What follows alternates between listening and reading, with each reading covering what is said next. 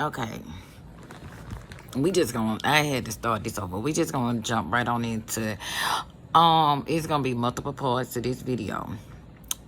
Y'all welcome. Thank y'all for coming on in. So if I see your comments, I'm not trying to be funny because I know me and I know that I will get distracted, not intentionally.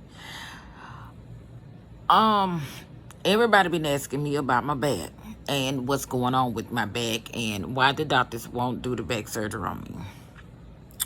So this is basically what we gonna talk about, and this is what I believe. Now, this is nothing that I know. It ain't nothing that I know for sure. Oh my God. That's why I say I ain't gonna really tell this. But give me strength, y'all. This was either in the year 90, I can't even remember exactly what year. It was like about 94 or 95. It was me, my mama, and my son. We was going to see a family member. And I don't like to call people names, especially if they gone. So we had to go. We was going to see a family member. And the family member lived out of, not out of state, but the family member lived out of, in another city, but the same state, which was still here in Alabama. And it was like probably about an hour drive. So as we was driving, my mama wasn't speeding or anything. She wasn't speeding at all. A transfer truck ran us off the road and it flipped us over. And I still have pictures of it. It flipped us over like to the back of the vehicle, caught on fire, and my whole face went through the windshield, and my mama was on this side, and I was screaming for my mama, and she was screaming for me, and my son was in the back seat. And remind you, my son was like about 2 or 3 years old at the time. And I don't like to say the racist. I don't like to do that. And it was this guy and a couple of more people. They knew my mama and the family members where she was going to. They knew, and they saw the company truck. It was like a big transfer truck. I'm not gonna call no names or nothing because I don't remember all of that. I can't remember all of that. And why the back of the truck was on fire, the man told me, he was like, pass me the baby, pass me the baby. When I tell you that I had to pass my son, like hold my son up and pass it to the man, he was real nice. And then he was like, get my hand, and he was over there, he was getting my mama. Me and my mama, we had to go. Instead of them putting us on ambulance, they didn't put us in the ambulance. They put me and my mama on an airplane because they was like, we had to be on like life support because we wasn't gonna make it. And this was me and my mama first time up in the air. And I remind her sometimes about the airplane. Thank you. And my son, he had to go to UAB, but he went by ambulance. And so after, when we got up there to the hospital, my sister and another family member, they came. And so me and my mom both, we was in the hospital at the same time. Thank God we all made it out of there, you know. But me having to pass my son like that. And so when they got to me, like this part, I don't know, I got it covered up right there. This part of my neck was wide open and my back was like this. And I don't know if that got anything to do with it or not. So I said I wasn't gonna say anything about it, but later on, I guess, you know, I had to have, well, the same day I had to have stitches. And so, you know, after that, Oh, Lord, I don't even want to think about this for real, because I said I wasn't going to say this. After that, when me and my mom got out the hospital, my son, he had got out the hospital. He came home because the only thing that it did was just like he had to have a stitch right there on the side of his eye. So the man and the lady, it was like about, if I'm not mistaken, it was like about 6 or 7 people. They was able to verify that my mama wasn't speeding. They was able to verify that the company truck must have been in a hurry to try to get to the destination. So every time I think about how I was screaming for my mama and my mama was screaming for us, and I don't even know how many times that we flipped over, but I just say I thank God that we are still here. Now, the craziest part about this thing right here, after all of that had happened, in 2000, I don't know what it is, but we was in a blaze. We was like in a, what they call it, like a GMC Jimmy. And me and my mama, we was coming from somewhere else in September 2000. And y'all, this is why I say I gotta open, I honestly, truly got an open book relationship with my mama and dad, and I thank God that I do. And I got an open book relationship with my siblings, so don't nobody get, thank you, misconstrued it and go back and say this and that and that and all this kind of stuff, because I don't need nobody to do all of that, because I know how. Oh, thank you. thank you. I didn't see it, but I appreciate it. And the thing was, in that September 2000, there we go again. Somebody hit us, and this time, because at that first time they didn't have cell phones. That first time they didn't have cell phones. It was like either pay phones or somebody had to see you, or didn't nobody see you or anything, they had to go ahead and call, or they knew somebody in your family. And that 2000, when they saw it was another transfer truck. I don't know what's wrong with these transfer trucks. I ain't saying all of it, so I ain't talking about it. But sometimes it can be people be in a hurry and work. Sometimes people going to sleep, so I ain't bashing no transfer truck. That's why I said I'm not saying no name, because I can't remember the name and I don't know. And if I did know the name, I wouldn't even tell the name. No way, not on this internet. And when we was coming from, me and my mama, we was coming from somewhere, and it was another lady. She had seen us, and all I remember, y'all, is we went up in the air again, and we flipped over again, and this time it was me and my mama again. We flipped over.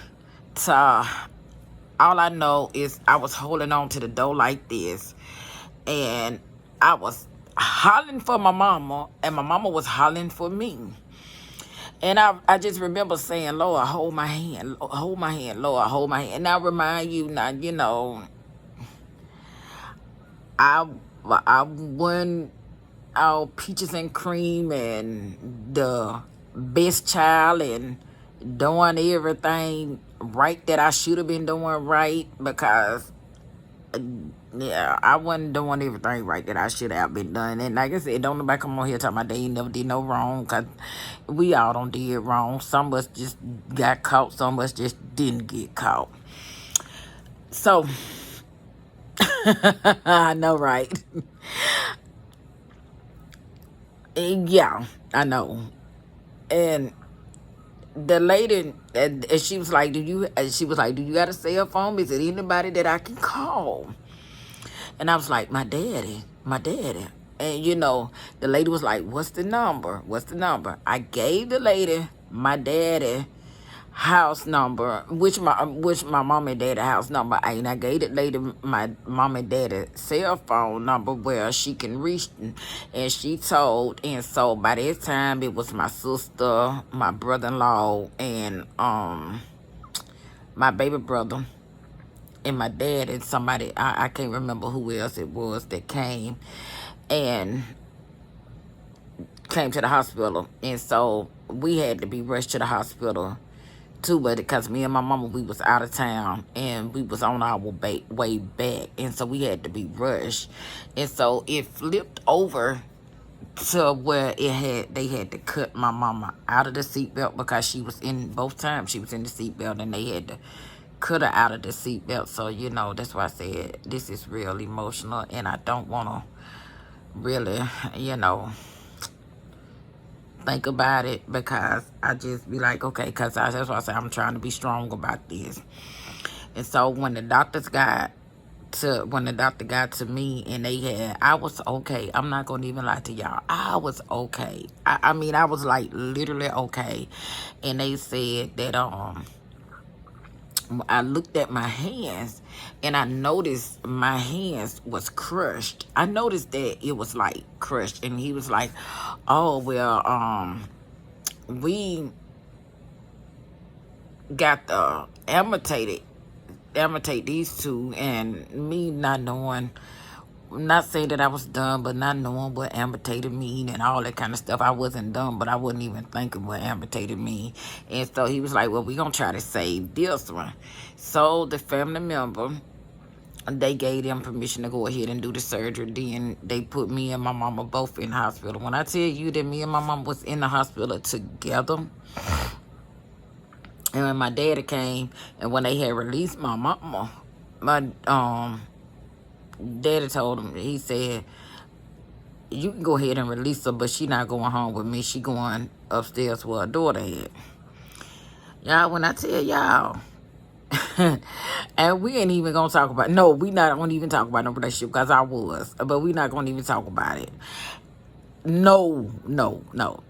And my sister and my mama both, when my mama got better, she had to bathe me, but at the same time, my sister had to bathe me too, because I was, I couldn't move this arm. And then, well, she didn't really have to bathe me like that, but you know, sometimes you couldn't move yourself. But I can't even remember all this. I'm trying not to cry, y'all. And she really had to feed me. And yeah, because he was there. I saw what you said, but he was there, and he was like, oh, but it was just like, he was mainly like, okay, well, you know what, I'm gonna be with her because her mama got money and all this. Her mama and daddy got money, they had insurance, blah blah this. But at the hospital, no, it was my sister, and she was feeding me, and my mama came to feed me, because I'm right-handed anyway, and I couldn't, they was trying to teach me how to use this left hand, and it's so hard for me to use this left hand, and I could never learn how to write with this left hand. I still don't know how to write with this left hand. That is kind of hard to do.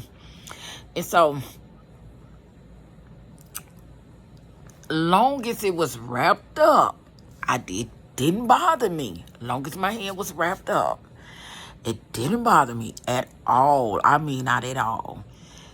No sooner than I went to the doctor, and they had to unwrap my hand. And when they had to unwrap my hand was so dark, and the stitches that I seen that they got ready to take out. That's when I was just like, I fell apart then. And I had started sending me to physical therapy. When they was sending me to physical therapy, it just looked like I wasn't gonna never learn how to write again. But y'all, when I tell y'all, I tell you, I got down on my knees and I prayed to God, and I asked God to please let me learn how to write with this right hand again. But that's why I say, I'm not saying that I was the best person, because you know, everybody been in love and dumb and stupid, and I ain't gonna even lie, because I know I was young in love, stupid and dumb. And I tell you, y'all the ones that don't caught my life, y'all know what I don't did. Y'all know, you know, that'll be the part too, so y'all know that I meet. And the craziest part about it is, now I'm meeting people that's like kind of where I was, and I wasn't in a dark place, but then in a way, but I thank God that I made it out. And then, and I try to be, thank you, I try to be as strong as I can. And so I start back to what I was saying. And so I'm still on the same subject anyway, but don't want to get distracted. And I should have turned the comments off. But I kind of was like, you feel about going outside, and then, I didn't really want to beat myself up and think about, well, you know what? You ain't gonna be able to do this, and you ain't gonna be able to do that. You ain't gonna be able to do this, and you ain't gonna be able to do that. I ain't want to beat myself up. I started going to school. Like I said, I didn't get my GED until 1999, which I kind of had felt bad about getting my GED in 1999. And I only got one. And my sister was like, don't feel bad about that, because, you got your education. And I went on to school, and when I went on to school, I went to college. And I got my, I went for, the first time it was for brick mason. And then the second time it was for auto body repair. But as a trade in high school, I was going for business management when I was going for them. So later on, it was like the late 90s, my back started giving me, like, I'm not gonna say the words on here because, YouTube is kind of funny. My back started giving me fits. When I tell you, like, holy fits. When I first went to a chiropractor, okay, thinking that the chiropractor was gonna be able to do something. Then I went to my medical doctor. He sent me somewhere. And the place that he sent me, I'm not going to even discuss it on here. And they were supposed to be doing a nerve block on me to try to help me. When they had me to strip butt naked, and that's what I call it, they looked and they said they didn't want to touch it because the doctor had felt like that he might have would have hit the wrong spot. And for some reason, the MRIs and everything kept pulling up trauma, and it kept pulling up about the L3, L4, L5, whatever this stuff is, and then it kept pulling up. But basically what's going on is I got this lumbar sciatic spondylitis neuropathy in both of my legs, and I am on a walker, I am on a cane, but I'm not ashamed to say it.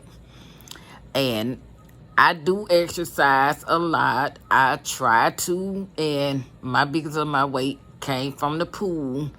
And as you know, my son is a personal trainer, so, we'll get into depth. And y'all that already that follow me on Instagram, y'all know I recorded my whole weight loss journey on there from, and they real supportive. They are really, really supportive.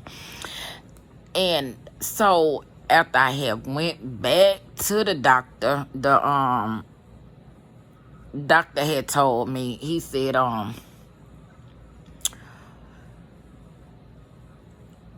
what we gonna do, we gonna give you a shot. So he was like, we're gonna give you what they call a trigger point injection. And he said, and I'm gonna let you do a nerve block. I said, okay. I was loving to get the nerve blocks. When I tell you I was loving to get the nerve blocks, then they said, but we're going to have to do another MRI on you. I was like, okay, that's cool. That's fine. When they did the other MRI on me, the MRI had progressed more and more.